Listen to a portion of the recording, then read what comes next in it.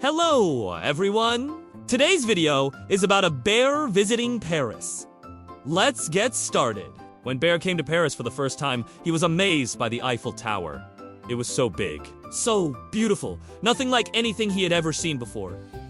As he walked around, his big brown eyes took in all the amazing sights. The old buildings with their fancy iron balconies and the colorful street lamps made him feel like he had stepped into a fairy tale. But what really caught his attention were the cobblestone streets.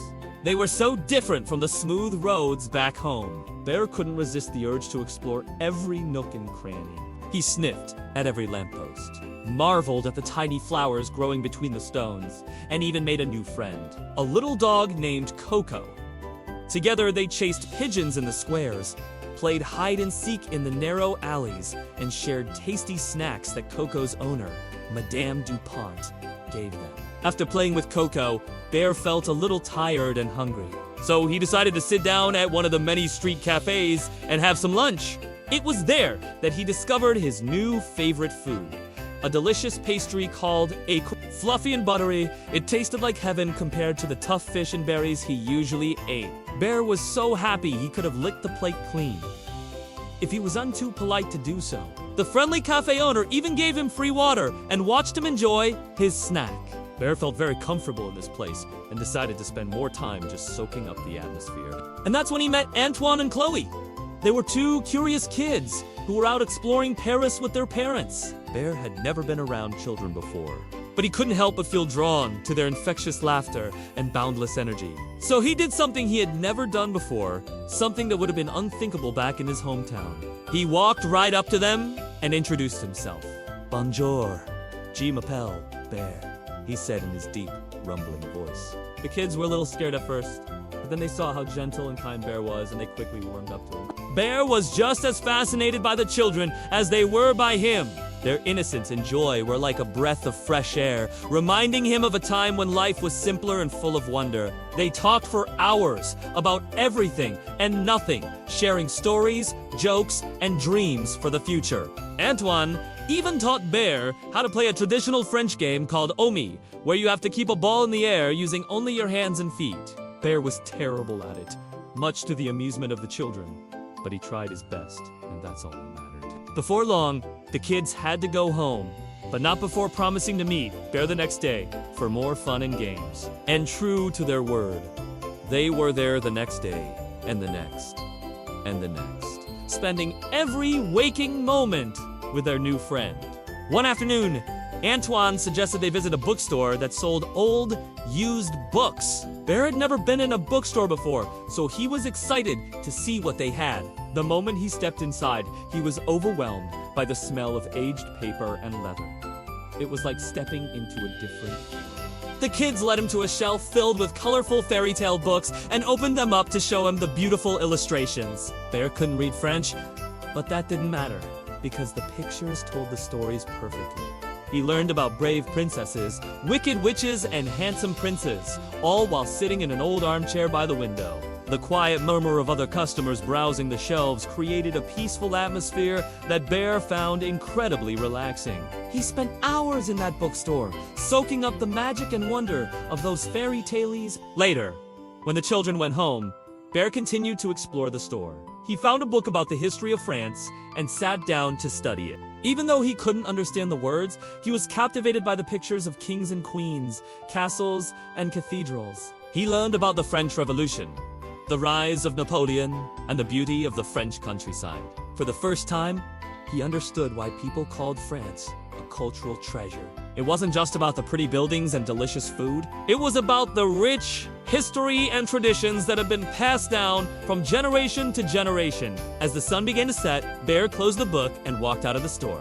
He had learned so much and met so many interesting people. He felt a sense of satisfaction and contentment that he had never experienced before.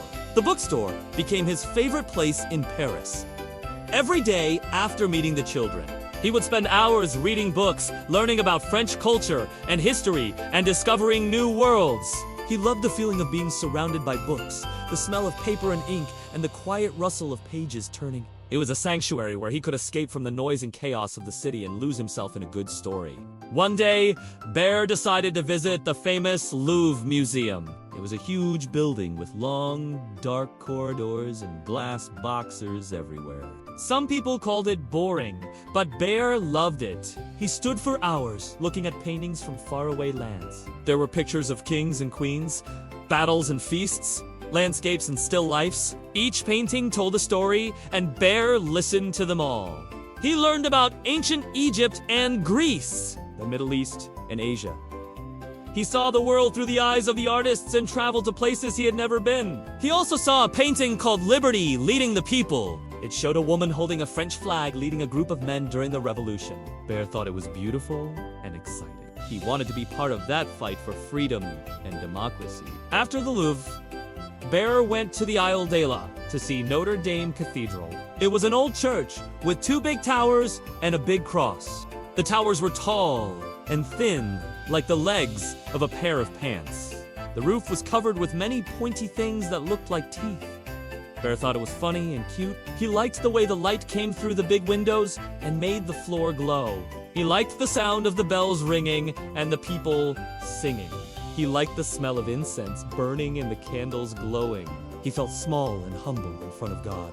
He thought about how many people had prayed and hoped and dreamed under that roof, and how many people would pray and hope and dream in the future. He knew he would never forget this place. Then Bear went back to the Latin Quarter. The sun was setting over the Seine River.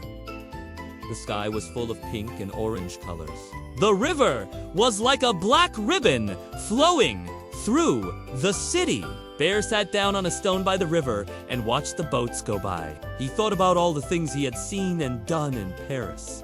He had seen the Mona Lisa, the Venus de Milo, and the raft of the Medusa. He had been to the Champs de Mars, the Tuileries Garden, and the Luxembourg Palace. He had walked along the Champs-Élysées, the most beautiful street in the world.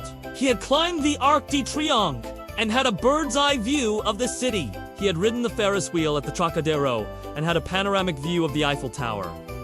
But his favorite thing to do was to sit in a cafe, drink hot chocolate, and eat sweet pastries. He loved the taste of the chocolate and the crunch of the pastry. It made him feel warm and happy inside. He loved the sound of the cafe, the clinking of cups and plates, the chatter of customers, the hum of conversation. It made him feel part of a community, part of a tradition. He loved the look of the cafe, the wooden tables and chairs, the red and white checkered tablecloth, the brasserie lamps, the old-fashioned decor. It made him feel nostalgic, made him feel like he had traveled back in time. Bear was sad to leave Paris, but he was also excited to go home and share his experiences with his family and friends. He had learned so much about French history, art, and culture. He had made so many new friends, both human and animal. He had so many souvenirs, both material and immaterial. He had so many memories, both visual and visceral. He knew he would never forget this trip. It had been the adventure of his life. It had been the experience of his life. It had been the joy of his life.